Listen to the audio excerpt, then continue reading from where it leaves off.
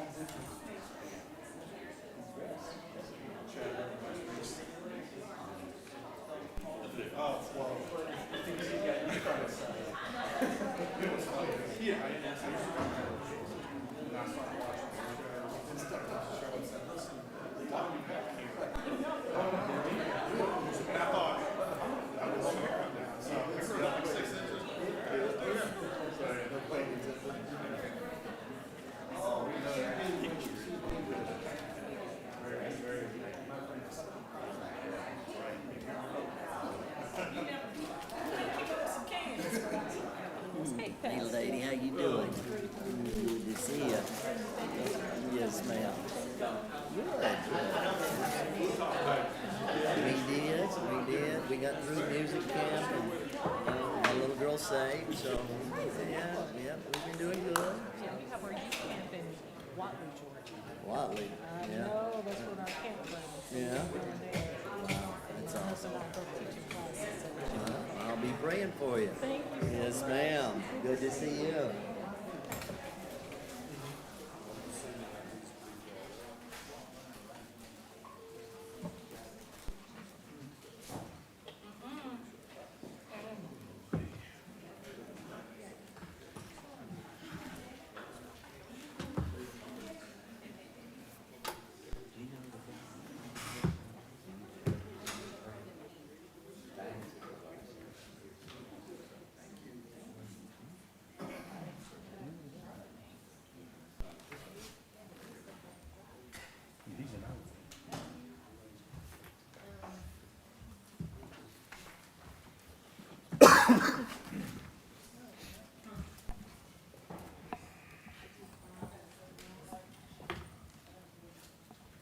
Won't turn on.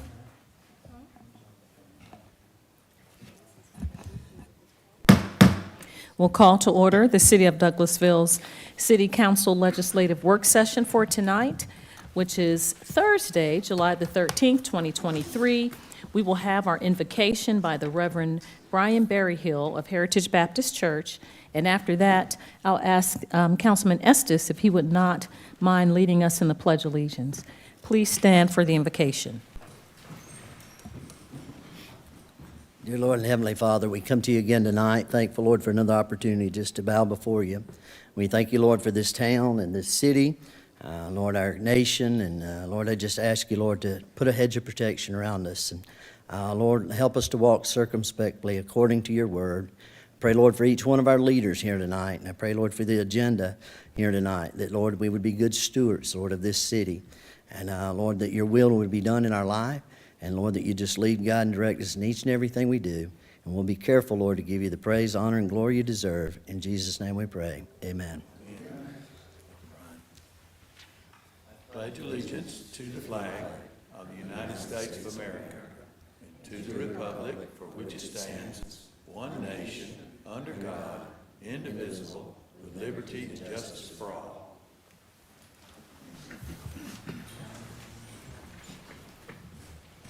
Thank you so much, Councilman Estes, for leading us in the pledge, and Pastor Berryhill, we appreciate you bringing the invocation to us this evening. I welcome you to the City of Douglasville City Council Legislative Work Session. My name's Rochelle Robinson. I'm Mayor of the City of Douglasville. Welcome. We appreciate your time this evening.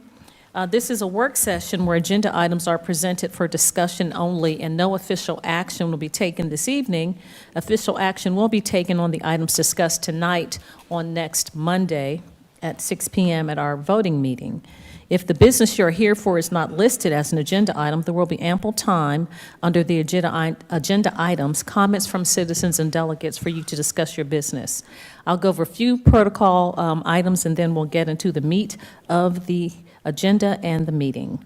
I ask that you would please keep your comments and presentations on a professional level, dealing with the facts that are important for this governing body to make our decisions. We will not accept comments that are considered by the chair to be of a personal attack on any individual or group of individuals. If you receive a warning, if you've done that and you receive a warning, if you don't deviate from that requirement, a second deviation will result in a request for you to not continue to speak. We'll turn your microphone off. We ask that you will not do personal attacks. Only one person speaking at a time. Please do not applaud or react to speakers. Speak from the audience or cheer or carry on a conversation when you're at the podium. We ask that you would just direct your concerns and questions to the committee chair. I'll remind you that we're only required to accept public comments during required public hearings. If you have a cell phone or electronic device, I ask that you would please put those in silent mode or turn those off until after the meeting. Now, the agenda items will be handled in the following manner. The committee chairperson will read the agenda item, then that person representing that agenda item or applicant will make his or her presentation. Myself and council members will possibly ask clarifying questions to help us ascertain what's going on and make a determination as we vote next week. After that, the committee chairperson will ask for comments or statements from the audience. There is a time limit, a maximum of 20 minutes for those in favor of the item and 20 minutes for those in opposition, and each person has 5 minutes to speak. When you come forward to speak, if you're one of those speakers that want to speak for or against an item, we ask that you would please fill out a speaker card. Those cards are outside on the desk. We ask that you would fill that out on the table and bring that card to our city clerk, Ms. Vicki Acker, to my right with the beautiful Bun sisters tonight, and she will have the card for you just for the record. Prior to coming to the podium, approaching the podium, please give your card to Ms. Acker, and then when you come to the podium, state your name and address for the record. After that, the person, you can ask a question and we'll try to answer, but this is not a question and answer where we're going back for debate. We're just here to hear your information, deliberate, and make our decision next week. If you have anything that's printed, we ask that you would please give that printed material to Ms. Acker, again, our city clerk. She'll make copies and disseminate that information to us. Now, our meetings are run by committee, and so we'll go through each committee. We do have some absence tonight for vacation, so we'll possibly have vice chairs that will take over the committee if the chair isn't here. So after that, having said all of that, those are all the announcements that we have this evening that will give us the protocol for the meeting, and now we will get into the heart of the meeting. We're at number 5. If you're following on the screen, or if you can also get a copy, physical paper copy if you like outside. So now we'll move on to Economic Development Committee, and our chair is Mayor Pro Tem, and he isn't here. The vice chair is Councilmember Nicole Miller. Thank you, Madam Mayor. You're welcome. For some reason, it's July, and I did not realize I was the vice chair. So we I do know he's have always one here. item this evening, and that is to reappoint Mr. Don Watts to serve as Post 7 member of the Development Authority of the City of Douglasville for a 4-year term expiring July 23rd of 2027. Ms. Chelsea Jackson's going to speak to us about this. Thank you, Councilwoman Miller. Good afternoon, Mayor and Council. Chelsea Jackson, 6695 Church Street. As Councilwoman Miller stated, Mr. Don Watts is seeking to be reappointed to the Douglasville Development Authority. He has served for 1 term of 4 years already, and he's wishing to seek another term that expires on July 23rd, 2027. The staff liaison that oversees the Development Authority. It's been a pleasure to work with him over the last 4 years. He's always present at all the meetings. He's very energetic, and he's very inquisitive when it comes to the authority, the Development Authority items when we meet once a month. So I do recommend that he's reappointed, and he does serve in Ward 5. Thank you, Ms. Jackson. Does anyone have any questions or concerns about this? Mr. It's not a Estes? question or a concern, but Don is wonderful, so I agree with Okay. Chelsea that he should be reappointed. Thank you. Awesome, thank you. I do not believe that I personally know him, but it's always good to hear of people who love to serve. Yes. And so if it is okay with you guys, then can we place this on the consent agenda? One question that I would Yes, have, sir. Madam Chair, are there others that had an interest in serving, or is this the only candidate? So we're not, by putting it on the Yeah. consent agenda, we're not stepping on anyone else's toes, is my point. No, sir. Currently, there's no one else who would like I to be have no reappointed. problem then. Thank you. Perfect, thank you. Well, if that is all, then you guys, if we can place this on the consent agenda, that is all that we have this evening for economic development. Thank you so much, Madam Vice Chair. We'll move on then to the next committee, which is Finance Committee. That's chaired by Councilmember Mark Adams. Thank you, Madam Mayor. We have You're one welcome. item tonight under Finance. Yes, sir. It's adopt an ordinance to amend the City of Douglasville's fiscal year 22-23 general fund budget. Ms. Karen Callan is here to help us with that item. Ms. Callan? Thank you, Mr. Chairman. Good evening, Madam Mayor, members of Good evening. council. This is our third budget amendment for fiscal year '23. We had a few items that need adjusting. We have a schedule attached, which gives you the detail, and I have a cover memo that gives you a summary. On the revenue side of our budget, we are increasing interest income of $475,000. Our interest rate started out at 1.07. Now we're ended up at 5.120. So our interest earnings have increased quite a bit due to the interest rate. Building permits, we adjusted the budget mid-year because we thought growth was slowing down, but it exceeded our projections. We are amending that budget for $375,000. Property taxes, we are adjusting that by $300,000, decreasing that revenue line item. That is due to the digest changes from appeals and adjustments. The total budget is $14 million for property tax revenue, so that's 2% of the total budget. Town green revenues, we had hoped that we would open up a little bit earlier when we were developing the budget last year, so that is decreasing $40,000 for a total revenue increase of $767,000. For the expense side, buildings and grounds, we had $800,000 programmed in the budget for improvements to our facilities. We are transferring that out to the ARPA fund to complete the recycling center. Human resources, we are increasing that budget by $110,000, and that's covering the retirement plan and other professional services for Douglasville University. Police department, we have some costs, additional costs for vehicle maintenance, and that is due to some repairs we had on the Bearcat and also to some wrecks that we had to repair. Street maintenance, $155,000 for streetlight replacement. We've got the streets listed there: Strickland Street, Church Street, East-West Church Street, Old Dallas Highway, and Veterans Memorial. We have additional $138,000 that we need for additional funds for game official security service, inventory, and parks maintenance. But we do have some additional revenue to offset those expenses, that increased activity in parks programs. Town Green and Amphitheater, we are amending the budget for the land that we purchased, the parking lot. And personnel lines at the very bottom of our detailed spreadsheet, those are housekeeping items and they net to zero. Thank you, Ms. Callen. Yes, sir. I forgot to address you with your new title, by the way, and again, congratulations on that. Assistant City Manager / CFO. Congratulations, Ms. Thank Callen. you. We appreciate the job that you do. Questions or comments concerning both the revenue and expense items that have been mentioned? Anyone? We only have 4 of us here tonight, but we do have a quorum. Is there any reason why we would not be allowed then to place this item on the consent agenda for Monday? Legal? We're okay? Thank you, Ms. Callen. If there are no other questions, then that's all that we have under finance, Madam Mayor. Thank you. Thank you so much, Mr. Chairman. We appreciate that, as well as our staff, Finance Director / Assistant City Manager, Ms. Callen.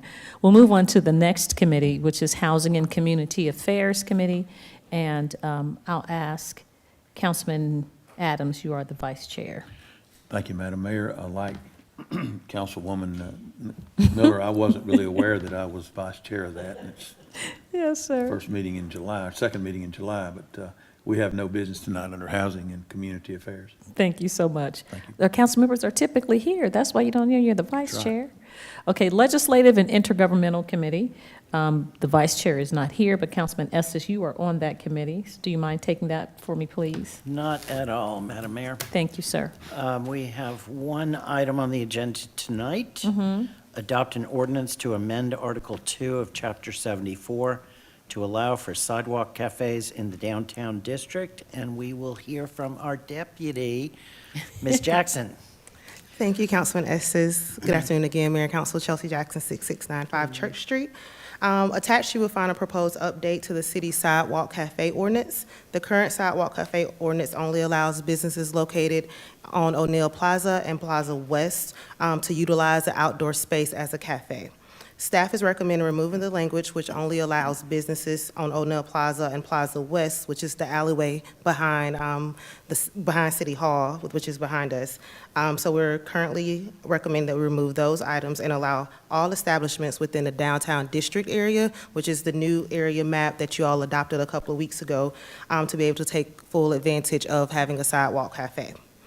This language also includes adding Section 3 and 4 stating that no permit will be issued without written consent from the property owner, as well as proof from that property owner that they own that property, and that all requests must adhere to city ordinances such as the UDO, and it cannot restrict any existing cafe or even any pedestrian traffic, and it must adhere to all ADA requirements as well.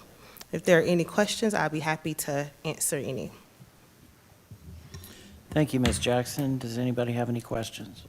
Madam Mayor? I do. Thank you so much, Councilman Estes. Thank you, Ms. Jackson, for the report and the update for the ordinance. I do have a question. City manager and I did talk to a business owner for Blue Rose Bistro.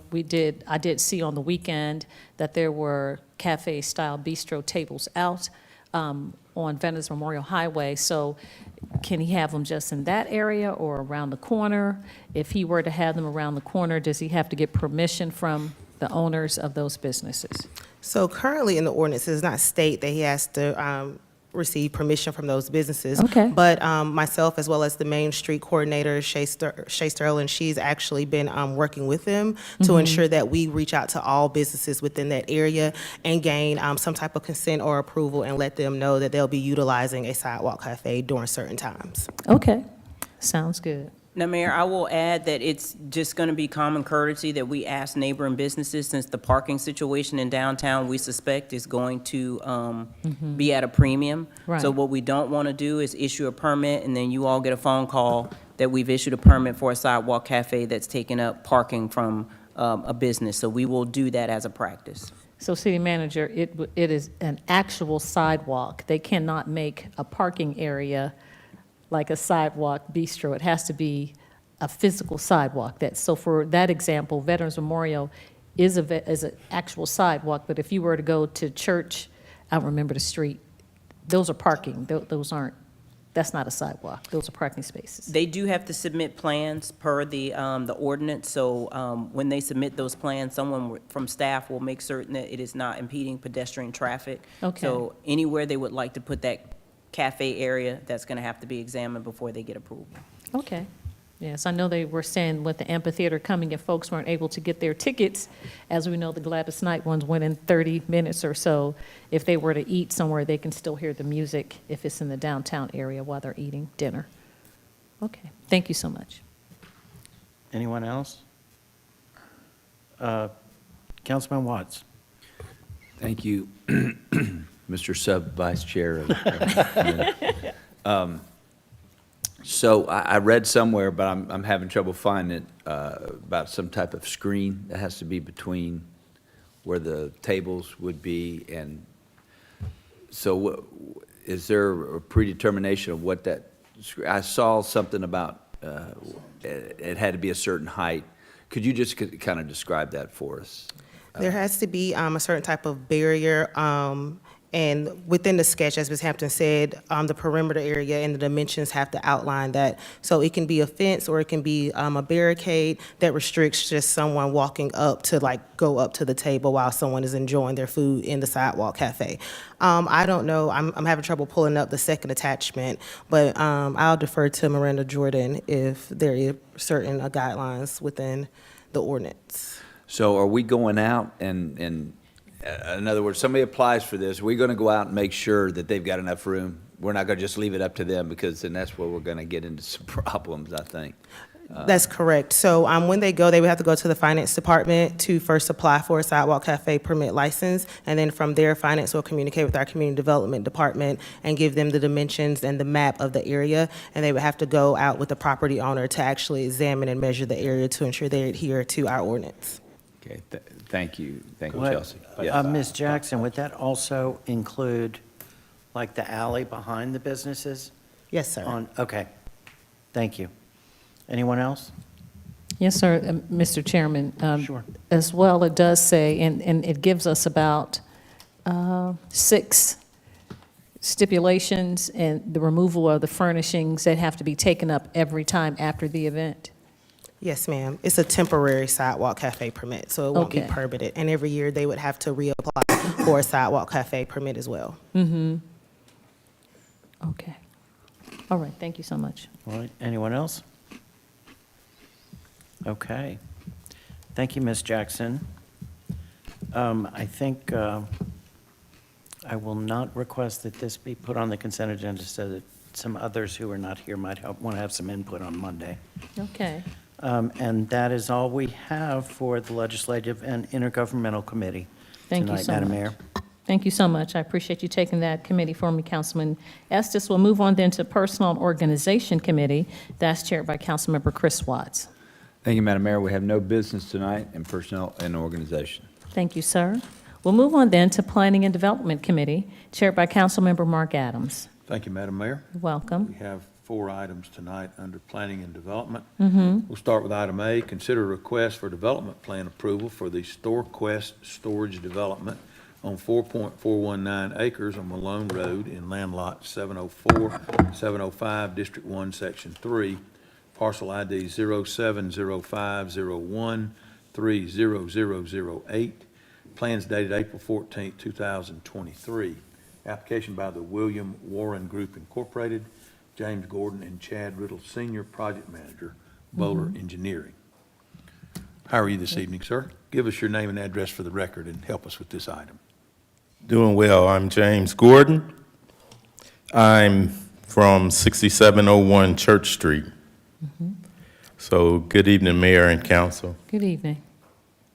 Yes, this applicant, the William Warren Group, is seeking to develop a non-residential project within the city of Douglasville under our UDO section 10.07 for a property located at 6545 Malone Road in land lots 704 and 705, District 18, Section 3, and parcel number 07050130008. The proposal is for a storage facility, and this is an allowed use under general commercial zoning district. The development consists of several buildings totaling 53,696 square feet. It has 523 storage units and 53 parking stalls. The development is going to have one access on Malone Road. The exterior is primarily brick and also exterior installation finish system. The staff recommends approval, but with 2 conditions. As per our UDO, we ask that they replace the exterior installation finish system with an approved product. The approved products can be high-grade stucco, cement board shakes and shingles, natural wood and cement-based artificial wood siding.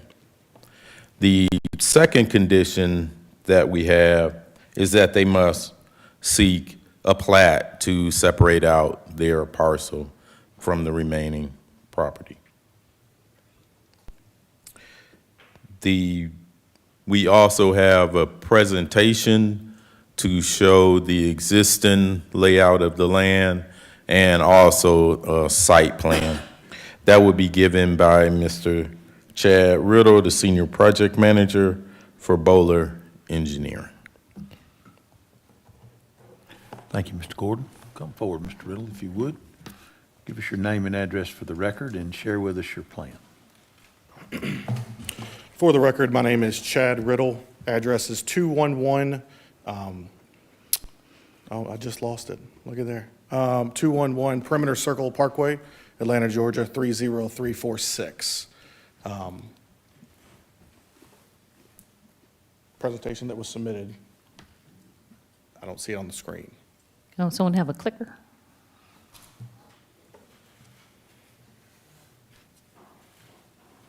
It's on our iPads, but Okay.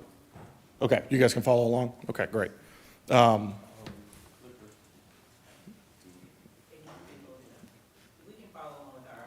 Okay. No worries. If you'd like to go ahead and just skip to the site plan rendering slide, and I guess let me know when you guys are there. Yeah? We're here. As James had kind of noted, the parcel is plus or minus 4.53 acres, consists of 523 parking spots, I'm sorry, 523 units, 53 parking spots. The overall building square footage is 53,696 square feet, and the building height, as it sits, is plus or minus 20 feet. Code allows for 50 feet maximum. Some of the highlights to note is the primary building and office facilities are located next to the ADA spaces that you see on the site plan. So it's that front building along Malone Road. The potential future cross-access, I know that we did have a discussion with Marcus on this. This is to the, I believe, the east side of the property, and it's noted with a call-out. This is a gesture to the property owner that we are purchasing the lot from. He would like to maintain some form of cross-access for future development. And then the location of the stormwater management facility, of course, is on, I believe, the top east corner, noted there in blue if you're on the rendering there. I will like to highlight that the fire truck turning maneuver was also discussed with Marcus. There was a concern that a fire truck could not maneuver through the site, so we actually built a fire truck per Marcus's standards and double-checked and ran that fire truck turn, and you can see that on the site plan as well. And that's really all I have. Happy to answer any questions. Thank you, Mr. Riddle. I do just want to make a couple of comments, and then I'll open the floor for any other. Of course. That council or Madam Mayor may have. It appears that you've placed a two-story building fronting on Malone Road up front, which would mean then that the other buildings, A, E, F, G and D would all be basically screened from the street because they're all single-story buildings, so the elevation would be such that they would be on the same elevation as the basement of the two-story building. Is that correct? Yes. Okay. And do you have an issue with the conditions that Mr. Gordon has mentioned as far as exterior facade, that not being, or that being a condition? Do you have a problem with those changes?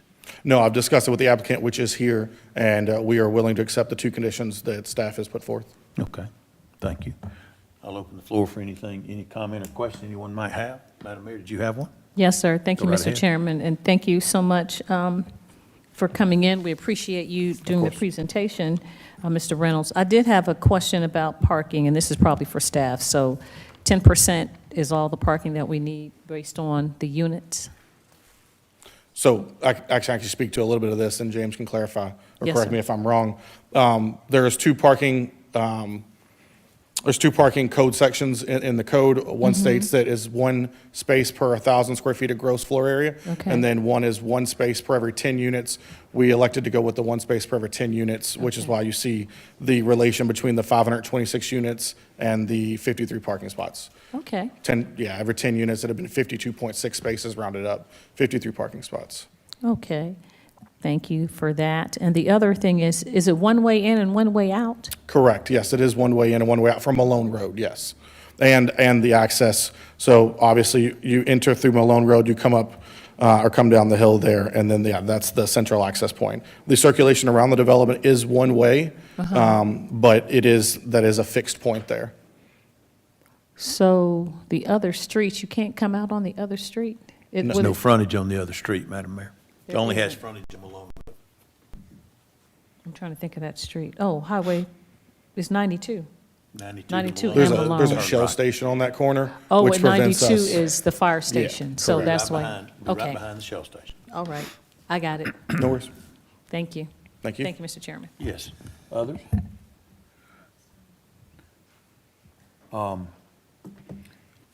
Mr. Riddle, one other comment or question, just,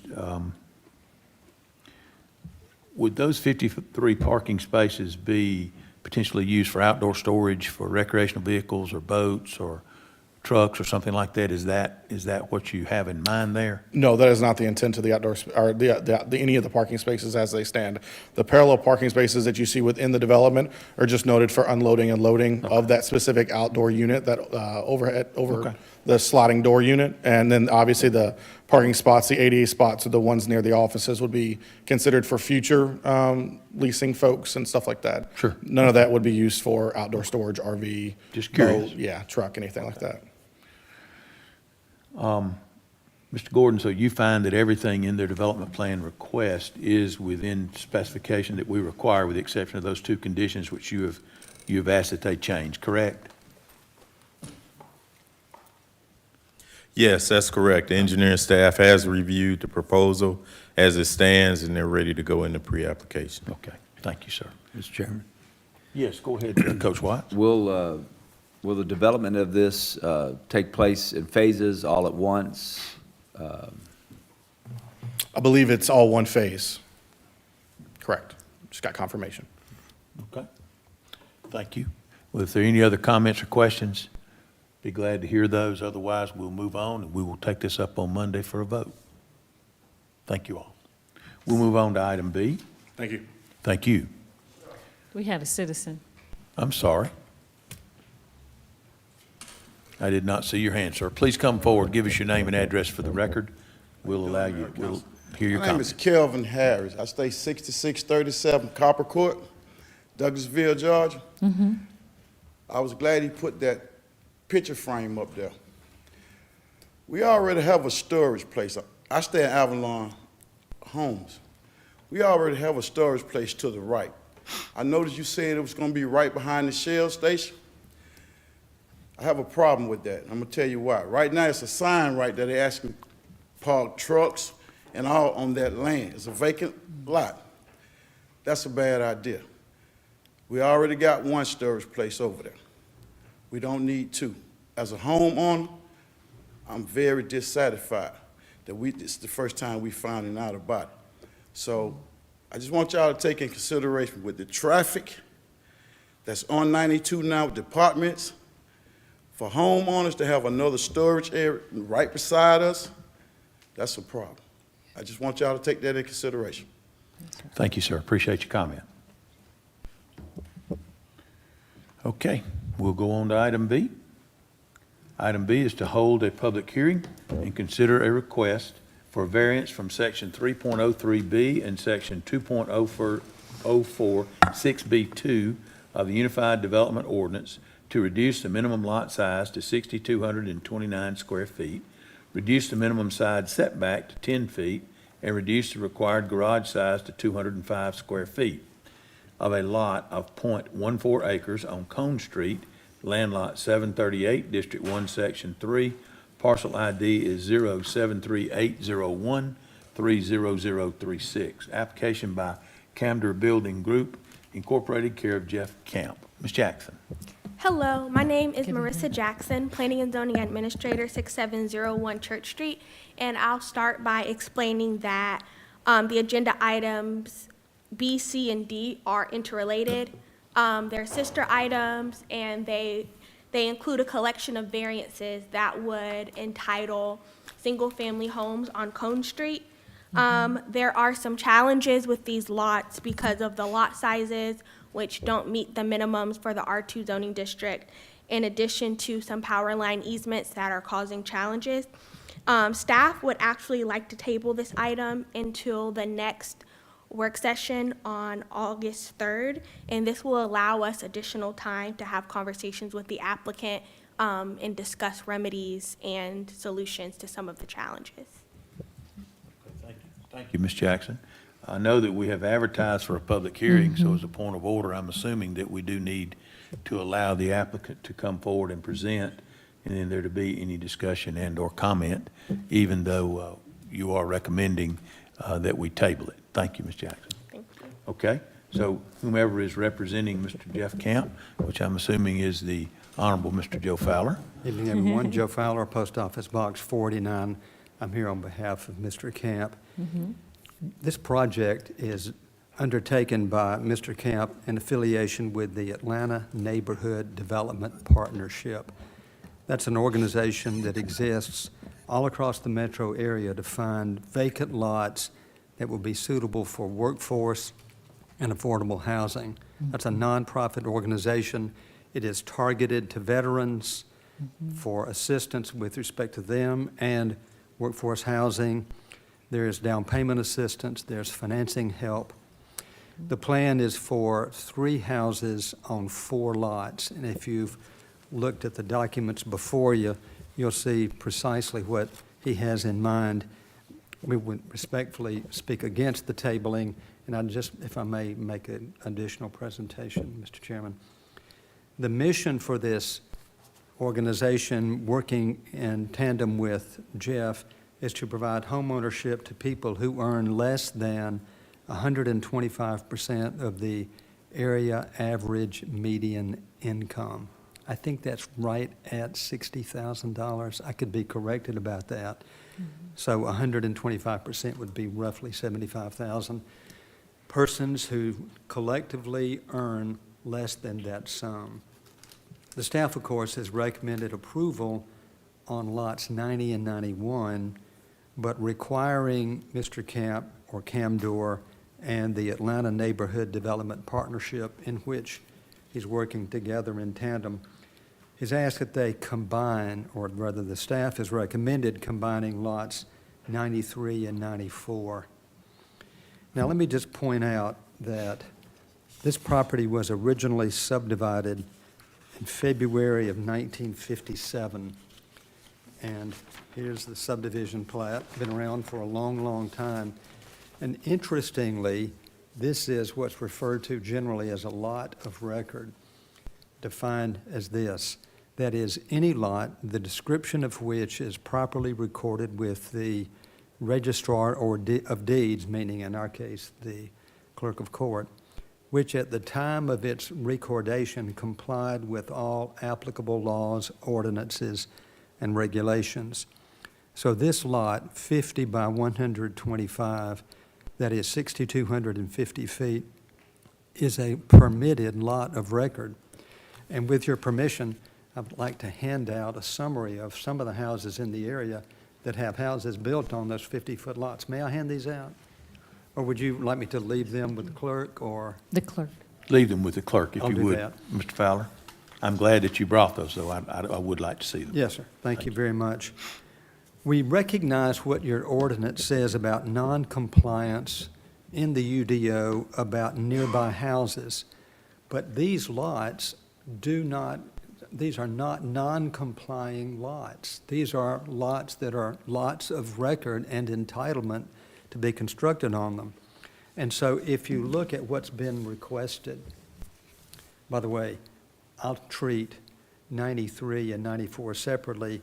The other ones, I think it's 91 and 92, no, it's 90 and 91. We have no objection to what's been recommended with respect to that variance. I'm just going to talk about the other two. You mentioned, Mr. Chairman, 94. 93 is basically in the same situation. Those lots are 6,250 feet in size. And what has been requested by Mr. Camp on 94 is to permit a lot size of 6,229. It's just within a few square feet of being the permitted amount. The setbacks don't apply because this is a lot of record, and the only variance that we would need from the UDO is with respect to the garages, going to single car rather than two-car garages. Lot number 93 would be 6,316, so that is already a lot of record. Nothing would be required with respect to the variance there. Setbacks would not apply because this is a lot of record. Only with respect to the garage would that be necessary to reduce both of the garages on lots 93 and 94 from 440 square feet, which is required in the code, to 205 square feet. Let me just say briefly, Jeff and I got together and we looked at the housing on the market in the city of Douglasville under 300,000, and there are four. There is, as everybody on this panel knows, there's a critical housing shortage in Douglas County, and these are targeted in the affordable housing arena, the affordable housing market and workforce. What we would respectfully request is that you consider it on Monday and grant the very small variance request on Lot 94. It's a lot, that is from 6,250 down to 6,229. And then go ahead and approve the variances with respect to the garage on both lots 93 and 94. Mr. Chairman, I recognize there are some issues that need to be discussed with staff. We're delighted to do that between now and Monday. We would like to get this project underway, but we will certainly yield to the council's recommendation with respect to this. Thank you, Mr. Fowler. Mr. Camp is available to answer any questions you may have about the housing that would be constructed there and so forth. Thank you. Okay. Thank you. It being a public hearing, we do need to give opportunity for anyone that would like to speak either for or against the item. And Ms. Jackson, you're going to have to help me here. I don't have a lot number on item B as to which lot we're speaking of first. I'm assuming it is lot 94. Is that correct? Yes, sir, 94. Okay. Just want to keep them straight because there are three different items here as far as variances. Is there anyone in the audience that would like to speak either for or against this item? Please come forward and give us your name and address for the record. And as Madam Mayor has already mentioned, you do have time limits as to the amount of time given. Anyone to speak? Okay. Are there any questions that we'll close that part of the public hearing? Madam Mayor seems to have a question or comment. Go ahead, ma'am. Thank you so much, Mr. Chairman. Not a question, just a comment. I am familiar with Atlanta's Neighborhood Partnership from the Atlanta Regional Commission, and it seems to be a great program that is across the entire metro area to try to provide housing for workforce housing and for veterans. So, and Cone Street is an area, I think that it would be nice to have some additional homes that are newer in that part of the northern part of the city. So I'm excited about this initiative because I'm familiar with Atlanta Neighborhood Partnership Organization. That's all I have. Thank you. Other comments or questions? Yes, Coach Watts.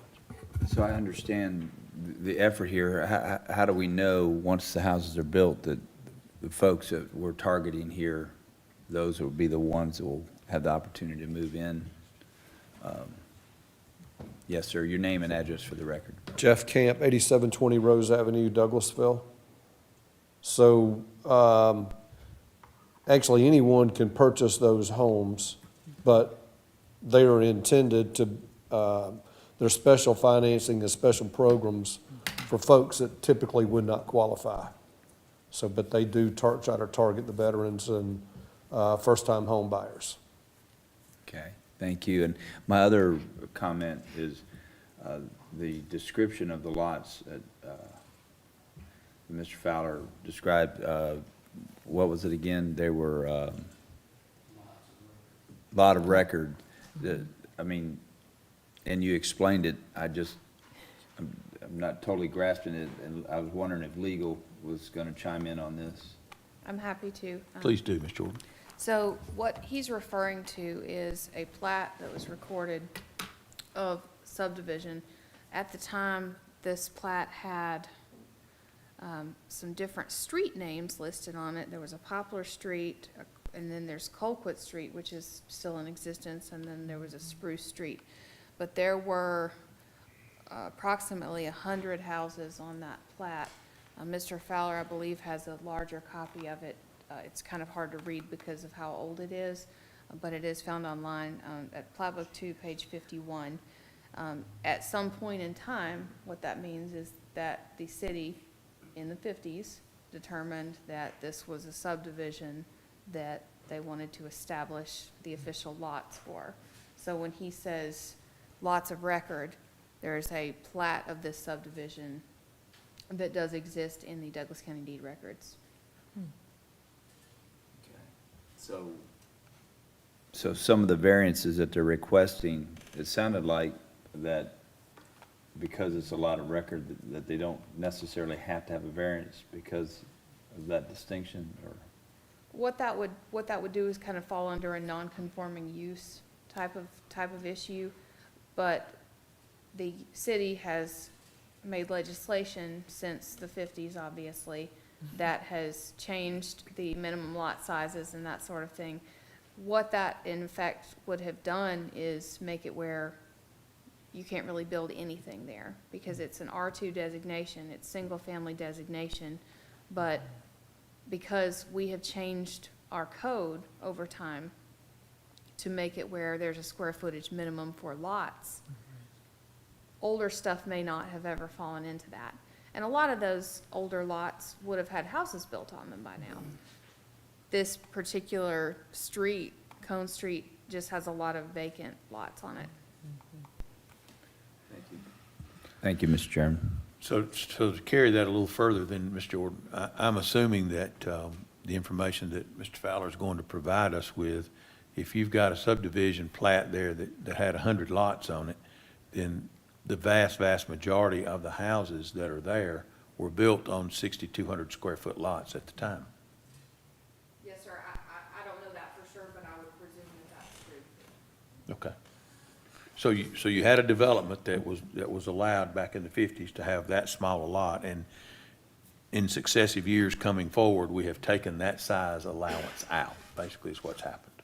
Yes, sir. Prior to the development being completed or being built out, so to speak. Yes, sir. Okay. Other questions, comments? Go ahead, Mr. Estes. This is probably for Ms. Jackson. So you would like us to table those. What is your reasoning for that? So the ordinance, the Unified Development Ordinance says that non-conforming lots, if they're owned by the same property owner, should be combined to bring them closer to compliance. So we wanted to discuss that with the applicant. Also, we are concerned about the feasibility of getting the permission from Georgia Power Corporation to put a driveway into their easement. So that's another issue that we wanted to double check with the applicant and maybe attempt to get that permit from Georgia Power before we grant the variance, because the construction of the home, at least on lots 90 and 91, is going to be very contingent on whether or not that permit from the electrical company is permitted. Okay, thank you. And Mr. Fowler,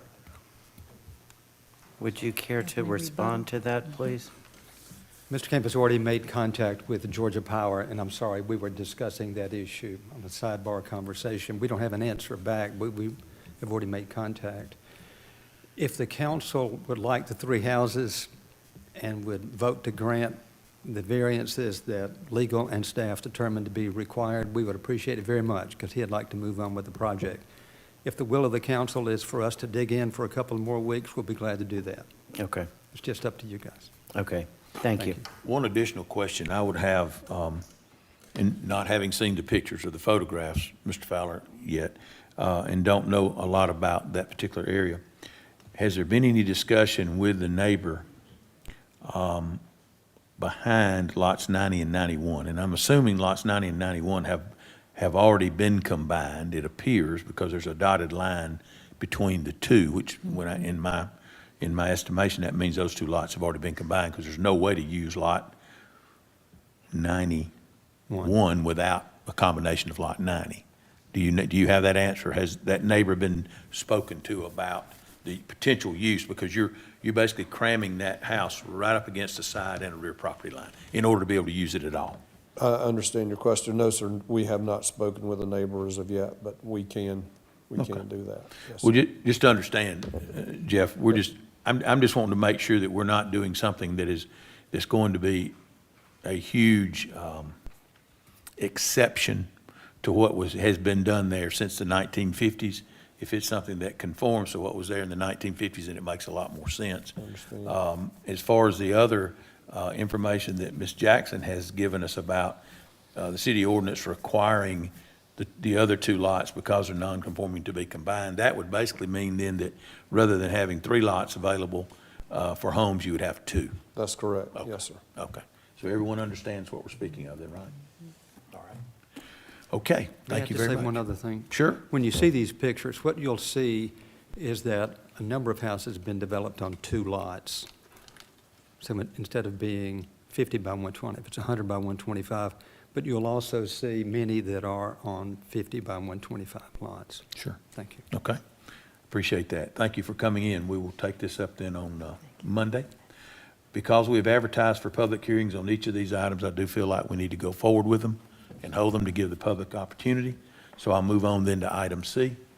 hold a public hearing and consider a request for variance from section 3.03B and section 2.046B2 of the Unified Development Ordinance to reduce the minimum lot size to 6,316 square feet, reduce the minimum side setback to 10 feet, and reduce the minimum front setback to 30 feet 6 inches, and reduce the required garage size to 205 square feet of a lot of .14 acres on Cone Street, land lot 738, District 1, Section 3.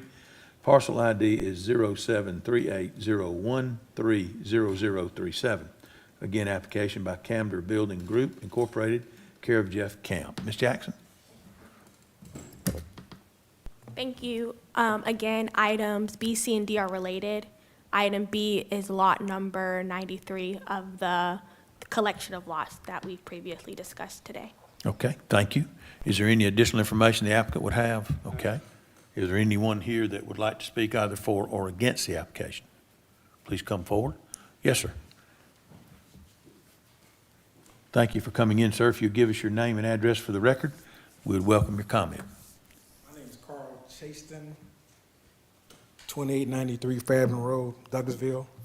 But my mother-in-law and uncle lives at 7959 Cone Street. Okay.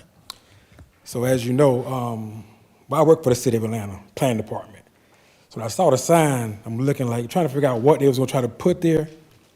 And low-income housing is okay, but the only problem I have with it is that Georgia Power easement is running right through there.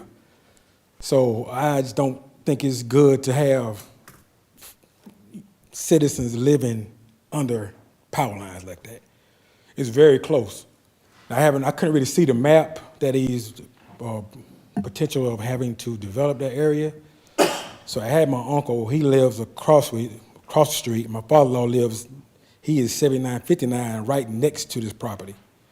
So we saw on the listing that they had it for the 13th and the 17th. So I told them, they're kind of older, so they don't want to come in and see what's going on. So I'm coming on their behalf. Sure. So on the 17th, you guys will have it again, we will be here. So I'm gonna go home and discuss it with them, because they've been there, I know, for at least, my wife is 50, those 60 years, so. And pretty much, they're the only neighbors on that street, because there's one house next to this property, there's another house on the other side of the power lines, so they live to the west of the power lines. Like you said, you asked about the property behind it, they haven't even spoke to that owner to see if he want to do that, So I don't have any issue with housing for, low-income housing, but my main thing is not to have people living under power lines. Thank you for your comments, sir. Just to reply, and you have not seen the plat, so, and I haven't seen the plat. appreciate that. Yeah, I'll hopefully get a copy I'm sure that the so we applicant will can be look at glad that. to I'm share gonna show that that with to you. them to Yes. see, you have to kind of, you don't want to put people living up on the power lines. And that's the another very issue. reason they've asked for a variance in order to get out from under the power line on that Right, lot. right. Yes, sir. So, I'm just here, and hopefully I'll have them here on Monday. Thank you, sir. Monday, to kind of see what they want to say about it also. Sure. Because, like I said, another thing, you don't want people moving in, because it's real quiet on that street. No noises or anything going on. So to have someone move in that you can say you selling the home to this type of person, but then you may end up selling someone else, because everybody's in it for a profit. So it's the development for profit. So we're going to make sure they want to keep uniformity in the neighborhood, because I got a little nephew, he's 3 years old, that stays in the house. We don't need anybody moving there, and we don't know what's going on in the property. Sure. So, yeah. So, Thank you for your comments, sir. thank you. Anyone else coming to speak either for or against? Okay, we'll close that portion of the public hearing, and now I'll open it up. Are there any questions or comments that council or Madam Mayor would have concerning this item? Yes, Coach Watts. Well, this item, really, I'm looking at it as three items in one. I know they're separate, but looking at the plat here, it shows where they would like to put the houses. Yes, sir. And I see the one down there that would get it out from underneath the power lines. What I would also be interested in is the plat doesn't include the lots behind them that they back up to, that they're going to be closer to. One of them, I wouldn't mind between now and Monday, I don't know if it can be included to see where the homes are sitting on those lots, and it may not even matter, but, you know. And that was what I was referring to when I mentioned speaking with the neighbor to see Right. how they felt about a variance that would basically bring the rear of the house down to 13 feet off the back of the Right, property line. and Yes. I was just curious where those homes are sitting, if there are in fact any homes on those lots. All right. I don't know. Is that a possibility, gentlemen? Actually, what's in this packet depicts it relatively well. We'll make it a little more clear and give it to staff tomorrow. Okay, thank you. Thank you. Thank you. Mr. Anyone Chair. else?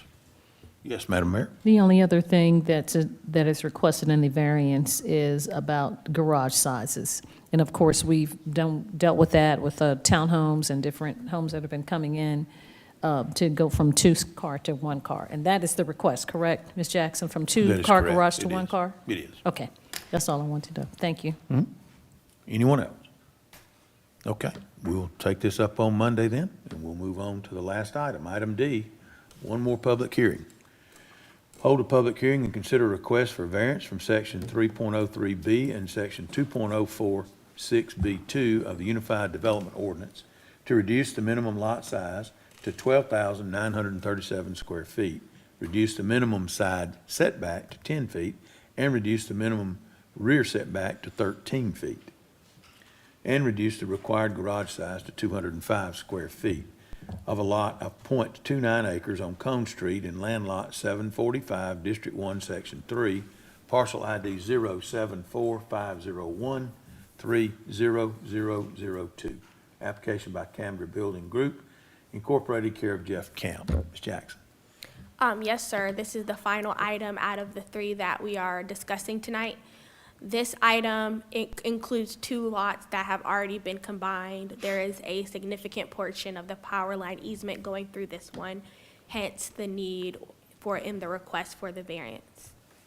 And this would be the lot that basically would need permission or at least verification from Georgia Power, as Councilman Estes was mentioning, in order to cross under that power line with a driveway. Yes, sir. Okay, okay. Any additional information that the applicant would like to provide? Okay. Again, we'll open the floor for any comments, either for or against. If you're here and would like to speak, please come forward concerning this item. Seeing none, we'll close this portion of the public hearing. And do we have any other comments or questions that council or Madam Mayor may have? No, sir. Okay. Thank you all for coming in. We will be back with you on Monday, and we appreciate each of you. Madam Mayor, that's all that I have tonight. Under Planning and Development Committee, thank you. You're welcome. Thank you so much, Mr. Chairman, and thank you, Ms. Jackson and Mr. Gordon, for bringing those items forward, Mr. Fowler. We'll move on then to Public Improvement and Beautification Committee. That's chaired by Councilmember Nicole Miller. Thank you, Madam Mayor. We have no business this evening for public improvement and beautification. Thank you, ma'am. Public Relations, that chair is Councilmember Howard Estes. Thank you, Madam Mayor. The PR committee has no business this evening. Thank you, sir. We do have Business and Public Safety Committee, and the vice chair is Councilmember Chris Watts. Thank you, Madam Mayor. You're welcome. We have several items tonight. Item A is to consider an application for an open container day permit on Monday, July 31st, August 14th, August 28th, and September 18th, 2023, from 5 to 10 at O'Neill Plaza for the Food Truck Monday Summer Series. And Ms. Sterling will handle this. Good afternoon. Shay Sterling, Main Street Program.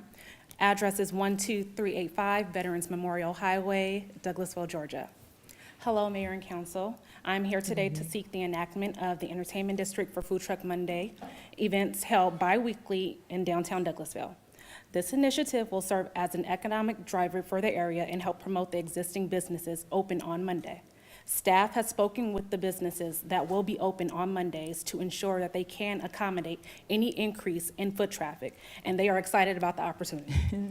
Additionally, I wanted to share some exciting news with you.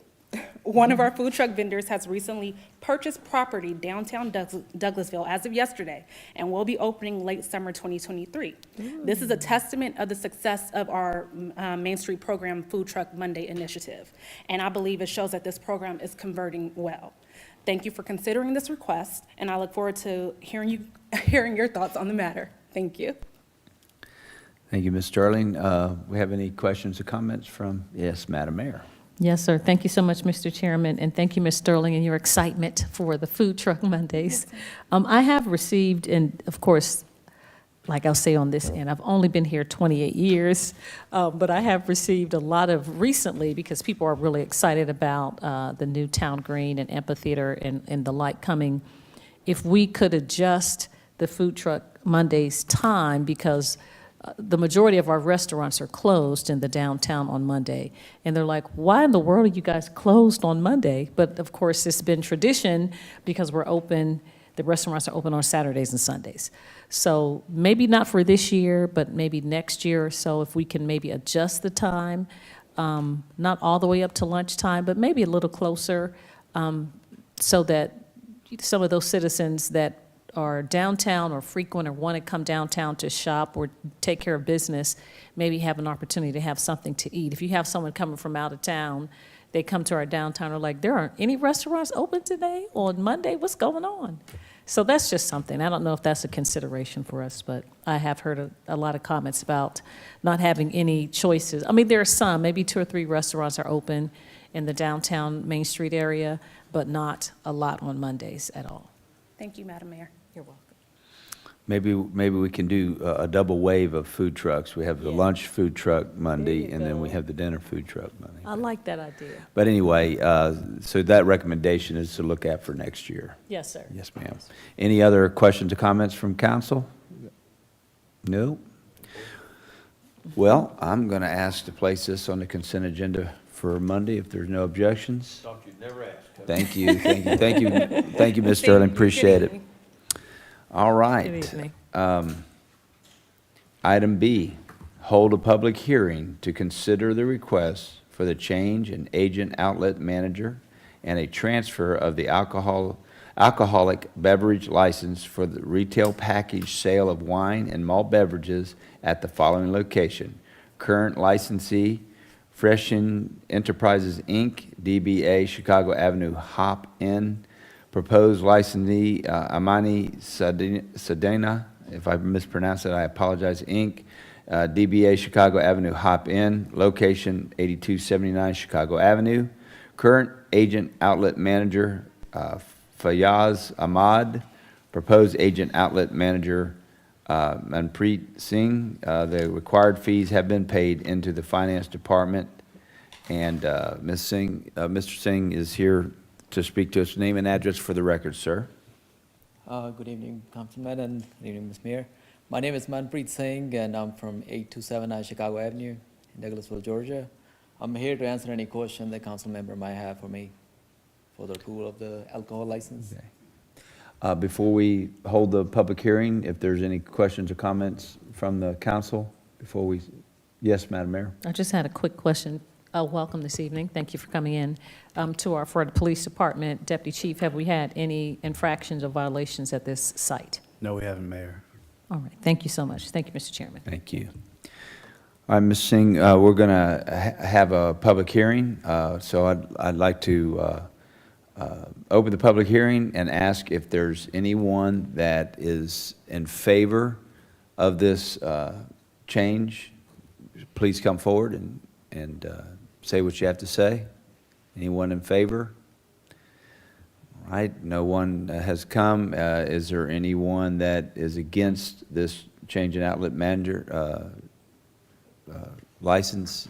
If there's anyone against it, come forward now. As Councilman Davis would say, there are no takers, so I'd like to close the public hearing. And Ms. Singh, if there's no other questions or comments from council, then we will take this up on Monday. Thank you so much. Thank you very much for coming in, sir. Uh-oh. All right, I'll just read it off the paper here. Disappeared. I'm good. All right, item C, hold a public hearing to consider the request for the change in the agent outlet manager and transfer of the alcoholic beverage license for the retail package sale of wine and malt beverages at the following location. Current licensee, Krishna and URMI Inc., DBA Dallas Highway, Texaco. Proposed licensee SB Convenience LLC, DBA Dallas Highway Shell, location 7620 Dallas Highway. Current agent outlet manager Mona Patel. Proposed agent outlet manager Burjesh Patel, and the required fees have been paid into the finance department. Mr. Patel is going to come forward and speak to us now. Name and address for the record, sir. Thank you. Good evening. Good evening. Brijesh Patel. The location is 7620 Dallas Highway. Yes, sir. Do you have anything for us before we have our public hearing? No, sir, thank you. Okay. All right, thank you. Madam Mayor, do you have any questions or comments? Yes, sir, the same question I asked the Deputy Chief. Do we have any infractions, concerns at this site? Nothing out of the ordinary here either, Mayor. Yes, sir. And we'll just ask your process for checking for IDs for people that are 18 and older. Do you train your people on how to do that, to check the IDs? Yes, I often tell my co-employees to whoever comes often in a store, sometimes they get mad because, if someone comes 10 times a day from the neighborhood, oh man, can't you see my gray hair? I'm 51-year-old, but You check I would every always time. go with the Constitution. Yes. No matter what, I request them, no matter what, if they get mad or not, it comes in rules and regulation. So I would always follow that rules and regulations. Yes, sir. Yes. Thank you so much for your diligence. Yes. Thank you. Yes, thank you. I agree. I know folks with gray hair, not that I have that problem, but I'm folks sorry with gray about hair that, but- sometimes get offended when you ask for their proof of age, but that's the law, so Yes. we're going to follow that. Any other questions or comments before I open the public hearing? All right, so we'll open our public hearing, and anyone for or against this change, an outlet manager, please come forward at this time. Come on down, sir, and state your name and address for the record. And are you speaking for or against? I'm for. Okay, go ahead and state your name and address for the record, please. My name is Kelvin Harris, 6637 Copper Court, Douglasville, Georgia, 30134. Yes, sir. I support the establishment. I've been knowing them 10 years. One of the things I observe, I go to this store a lot. Their system is hooked up. They supply a lot of information to the police department for us looking at the surveillance camera. But the number one goal I like, that they are very supportive to the community. As we all know, you got Jesse Davis Park right up the street. Well, this establishment had put over $10,000 in that park, sponsoring kids that mothers to have single parents could not afford it. It's $300 per kid. Chris Patel always write a check every year for the kids that parents cannot afford it. He sponsored these kids. He gives back to the community. He feeds a lot of the kids. So at this point, this Shell station is doing a lot for the community, and that's what we need. That's great. That's all I want to say. Thank you. Mr. Harris, thank you for coming forward. We really appreciate it when our community does come and speak and on behalf of a business, and appreciate your comments there. Thank you, Yes, sir. he'll tell you, I'm one of the ones. If you're not doing what you're supposed to do, I'm the first. Yes, sir. And he'll tell you. I'm gonna call the police. Okay. Thank Good you. deal. Good Mr. deal. Harris, All so right. is it the $300 fee, is it for Tiger Cubs? Yes, Or it is. just- It's Okay. per kid, and like I say, sports have got high since I played. It's just too high. And you got a single parent to have 2 kids. Yes. She can't afford a $600 payment for both her kids. But what we normally do, we sit down and make an arrangement to see could we get 2 kids for $350. Right. You see what I'm saying? And 90% of the time, Charles, he works with it because he have a sponsor. And that's just what I'm talking about. When a business come to lovely Douglasville, they got to give back to the community. And that's one of the things emphasize myself in trying to make sure that person coming in, you're gonna give back. Yes, sir. And thank you. Thank you for being a I just character wanna witness. thank y'all for listening. Yes, sir. Yes, sir. Thank you. Any other folks that would like to come forward to speak for or against this item? There are no takers, so we'll close the public hearing. Mr. Patel, I know you appreciate the comments by one of the citizens. Of course. And we appreciate y'all's contribution to the community. Thank you. Anytime. Yeah. Thank you so much, and you have a good day. Yes, Thank sir. you. We'll Thank we'll you. take this up for a vote on Monday. Madam Mayor, that's all I had tonight under public safety. Well, thank you so much, Coach Watts. We appreciate that, and we appreciate the applicants coming forward as well as the citizens, Mr. Harris. We'll move on then to Technology Committee. The Vice Chair is Councilmember Estes. Oop, I think we Wait, skipped something. we skipped something. We Oh, I did. Yeah. Oh, Recreation. Recreation, Culture, and Tourism. I just saw Coach Watts again. You don't get a rest. I see, sometimes it's, I apologize. Recreation, Culture, and Tourism Committee.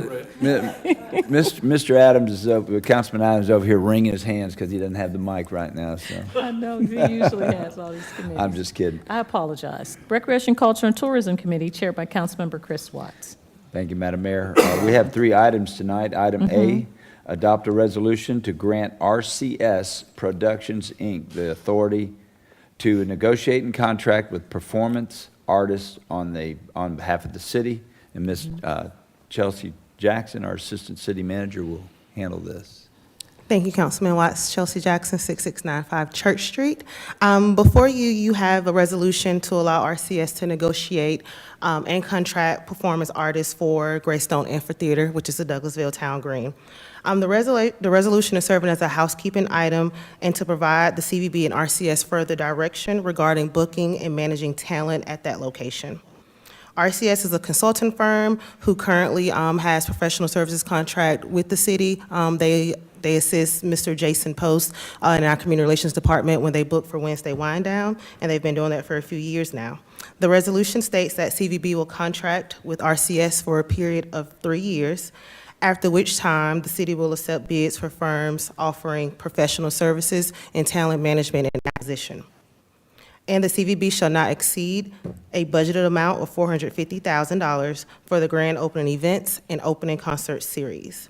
Included in that amount, of course, is general fund amounts as well as sponsorships that we've received already from name and sponsors, as well as we have a couple of other sponsorships in the queue as well. Ms. Jackson, does RCS have anything to do with the folks that we've got coming later? Yes, sir. Well, they did a good job. But anyway, any comments from mayor or council? Yes, sir, Mr. Chairman. I don't know who else was talking. I have my head down reading. How many years is the? 3 years, and Oh, it includes 3. the amount of, I guess it had been almost half a year since they've started helping us with the talent management and acquisition for those individuals that will be coming in about a month and a half. Okay. All right, thank you. Thank you, Mr. Chairman. Any other questions or comments? Yes, Councilman Estes. Ms. Jackson, isn't it true that RCS has been helping with like Wednesday Wind Down and other events as well? Yes, sir. Okay. Any of our spring and fall concerts, as well as all of the concerts for Wednesday Wind Down. Great, thank you. Any other questions or comments? I'd like to place this item on a consent agenda for Monday, if that's okay. All right, thank you, Ms. Jackson. Item B is to authorize the mayor to sign an agreement with the Douglasville Convention and Visitors Bureau, Inc., for services related to promotion of tourism, conventions, and trade shows. Ms. Rosado will speak to us now. Thank you, Councilman Watts. Good evening, Mayor and Council. Samantha Rosado, 12385 Veterans Memorial Highway. So before you is the annual agreement between the Douglasville Convention and Visitors Bureau and the City of Douglasville, allowing us to expend hotel motel tax. This agreement has been brought in front of you, and it's a routine agreement for the past 5 years. And this just allows us to continue to promote tourism, convention, and trade shows. Thank you, Ms. Rosado. Any questions or comments on this item? All right, we're going to place this one on the consent agenda. If there are no objections. Thank you, Ms. Thank you. Rosado. Appreciate that. And then our last item, appoint Ms. Trinity Marks, Retail 1, and Ms. Tamika Farr, Chamber, to the City of Douglasville's Convention and Visitors Bureau for a 2-year term expiring December 31st, 2025, and our Assistant City Manager will handle this also. Thank you again, Councilman Watts. As you said, Ms. Trinity Marks as well as Ms. Tamika Fair, they're wanting to be appointed to the Douglasville CVB. As it relates to the chamber position, of course, on the Douglasville CVB board, that allows for an individual who works at the Douglas County Chamber to hold that position. As well as Ms. Trinity Marks, she actually has a business in the downtown area, and of course, Councilman Watts, we did interview that individual a couple of weeks ago. So staff is recommending appointment of those 2 individuals to serve for a 2-year term ending December 31st, 2025. Yes, that was Ms. Trinity Marks that we interviewed. 19-year-old, started her own business her junior year in high school. I thought that was pretty impressive. Anyway, anybody have any questions or comments from Ms. Jackson? Yes, Madam Mayor, did you? Thank you so much, Mr. Chairman. Not any questions, but a comment about Ms. Trinity. Again, like you said, she started her business very young. The popcorn is really good. She does a lot of great sweets. She's over there with Kumba Coffee in that area, she and her mom. So just very proud of her. It's young people that know what they want to do, and she's getting very busy at it. And her personality, she's delightful. So we're excited to have some young people on the CVB as well. That's great. So thank you. Any other questions or comments? I'd like to place this on the consent agenda for Monday. Thank you, Ms. Jackson. Thank you. Madam Mayor, that is all I have tonight under Recreation, Culture, and Tourism. Thank you so much, Mr. Chairman. I apologize that I skipped your committee, and thank you, Ms. Jackson and Ms. Rosado, for presenting to us. We'll move on then to Technology Committee. That's chaired by the Vice Chair, Councilman Estes. Thank you, Madam Mayor. The Technology Committee has no business this evening. Thank you, sir. Transportation Committee, I'll ask one of the members, Councilmember Nicole Miller, to please take this committee. Thank you, Madam Mayor. We have no business this evening for transportation. Thank you, ma'am. Other business, do we have any other business to come before council this evening? I know we have a couple of events. The senior picnic is Saturday at 10 o'clock at Willing Workers Park. So if anyone is interested, I'm going to go. I'm a senior. I get a discount at Ross, so I consider myself a senior. I'm going to go down and walk with the seniors at their picnic this Saturday. We do have Screen on the Green. I think someone from communications, but I think Screen on the Green, I'm not certain what the film is, but I think that is tomorrow at Hunter Park. So those are a couple of things that are happening in the city. But that is it, and we appreciate everyone that showed up for the 4th of July parade. It was a hot day, but it was very well attended, and I think citizens were happy. We received a lot of great comments from the 4th of July parade. So thank you to the staff, and especially the sanitation department and police department for stepping in and helping us, and communications as well for videotaping and advertising and showing films after. It was a great time for the community. So I'll move on then to updates from our city staff. Our staff attorney, Ms. Miranda Jordan. Good evening, Madam Mayor. Good evening. I do have a brief update regarding political campaign signs. Yes, ma'am. I know there have been a number of questions to come before staff regarding what time we can allow signs to be placed and where they can be placed. So I'm going to send you all a memo this evening that I prepared for our senior staff. But I just want to give kind of the highlights and allow the opportunity for any questions to be asked. So I'll try to keep this brief. But basically, our ordinance provides that anybody, residential or non-residential, is allowed to have a yard sign. So that would be 1 yard sign at any time during the year. And it doesn't specify the content of that yard sign.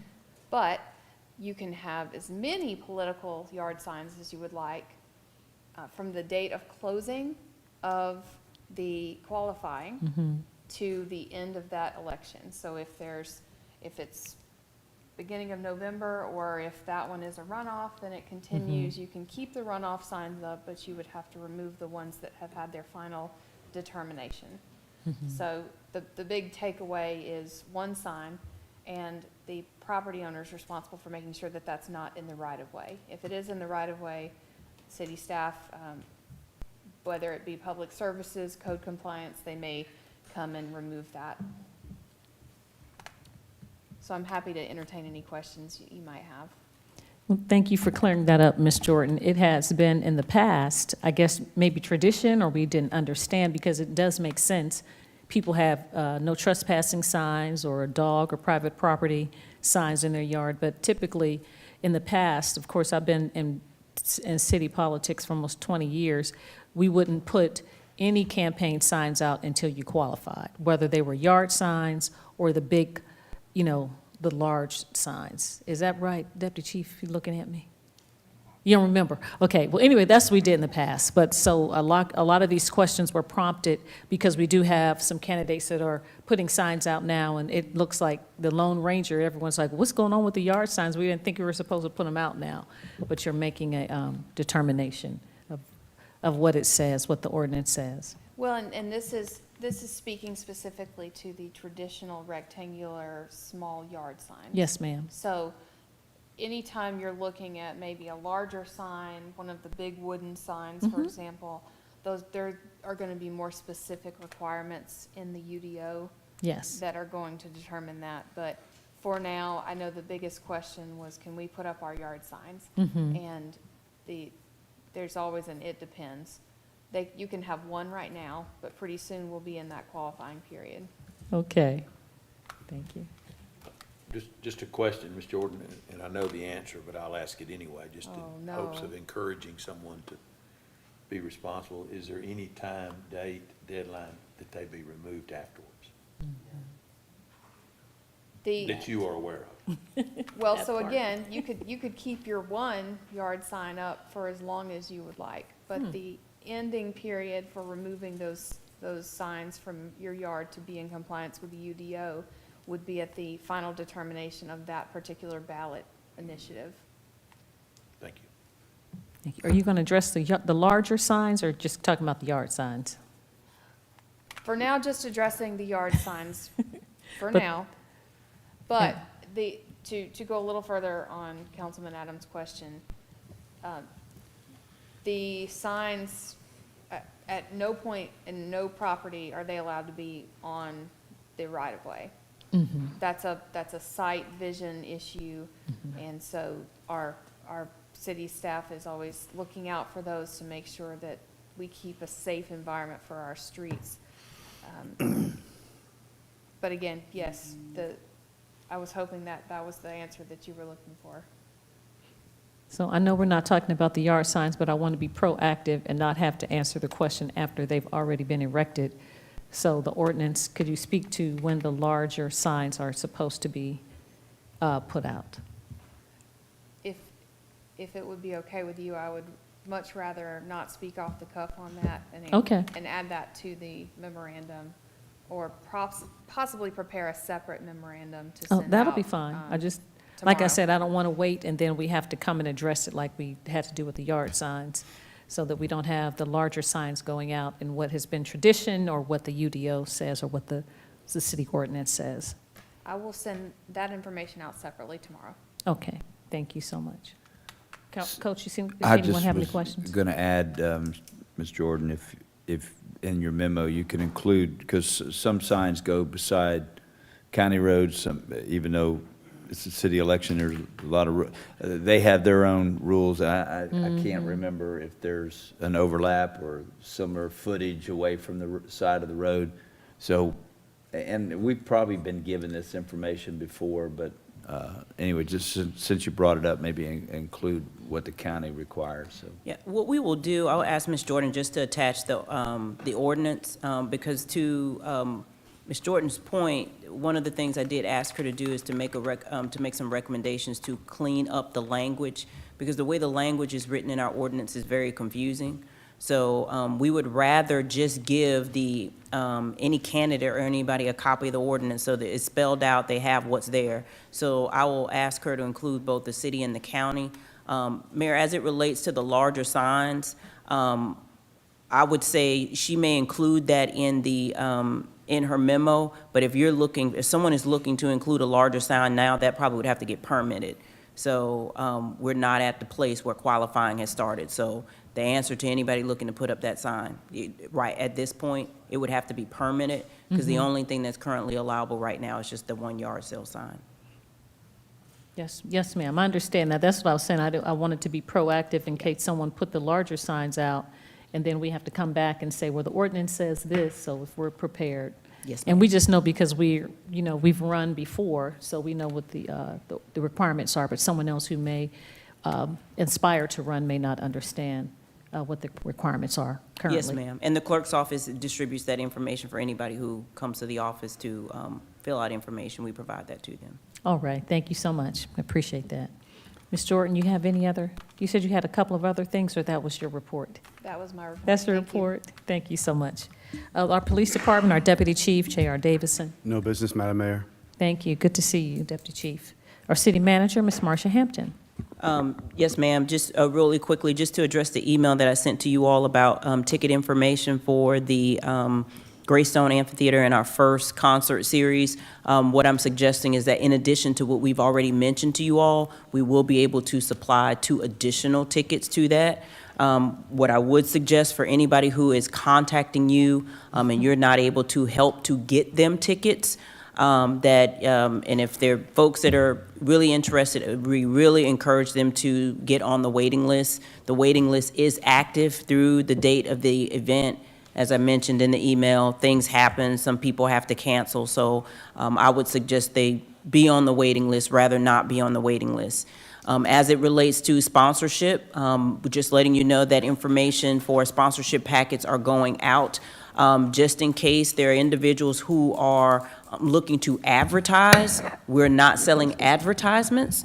We're actually selling sponsorships, and our sponsorships are going out to for-profit businesses. So if you're not a for-profit business, you would not be eligible to sponsor the event. We are actively having people call as we speak to sponsors, so we do believe those sponsorship opportunities are going to run out fairly quickly. So if there are businesses in the community that you know of that are interested, if you would have them reach out to either myself, Chelsea Jackson, or Samantha Rosado, because those are filling up fairly quickly as well. And Madam Mayor, that concludes my report. Thank you, City Manager. I believe I know I have a couple of questions about what you've just talked about, just to elaborate a little bit more. We may have some others from council, but for sponsorship, for Greystone Amphitheater, it is for a 5-year naming right? Or how long is that? That is Greystone sponsorship. That is, we have a separate agreement with them. They're different from some of the other sponsors that we have. Greystone actually has a naming right sponsorship, so that agreement is for 5 years, so we do have that. But the other sponsorship, there are sponsorships that go along with the concert series and other areas on the town green. So for instance, Georgia Power is a concert sponsor, so they would be sponsoring the concert series for the fall and for the spring in this current fiscal year. And so there are opportunities for others to do the same. Yes, ma'am. So if we have someone that wanted to have a naming rights, they would have to be on a waiting list, and we vote on that or whatever after 5 years. Yes, ma'am. Currently, right now, as you know, as part of the construction, Greystone's insignia and their logo is on the amphitheater, so I would say that somewhere around year 4, if that is something that you're interested in, we will be seeking an opportunity to put that out for bid like we did a few years ago. Okay. Thank you so much. In additional 2 tickets that we have, and how are folks supposed to, on the day of, get their tickets, or is it will call? How do you show your phone ticket, or how's that? Yeah, Eventbrite has a digital ticket, so there will be someone there. Either if you print off your paper, you'll be able to do it on your phone. So it's a QR code. Okay. And for the council as well? Yes, ma'am. Okay. All right. Any other questions? Thank you. I don't see any. Thank you, City Manager. Comments from citizens and delegates. If you sustain the meeting and you'd like to speak to us, please come forward, and you have 5 minutes to talk to myself or council members about anything germane to the city of Douglasville.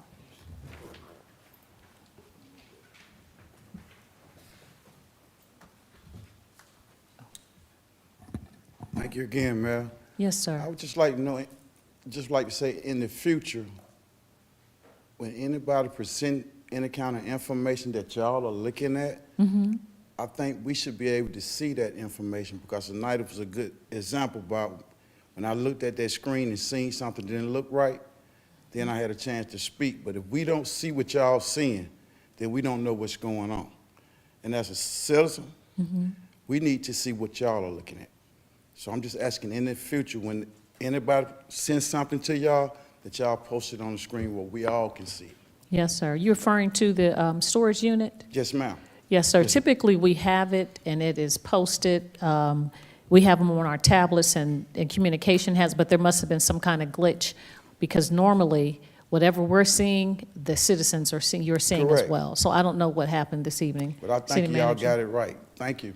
Yes, sir. Yes, ma'am. Sometimes it's not always as easy technologically to do that. So, but at any given time, any citizen who is watching the meeting, they can pull it up if they have their phone or if they have their tablet, even in the Okay. meeting. Yes, ma'am. All right. Well, thank you. We apologize for the inconvenience. Any other comments from citizens and delegates? If not, we don't have any other business to come before council tonight. This meeting is adjourned.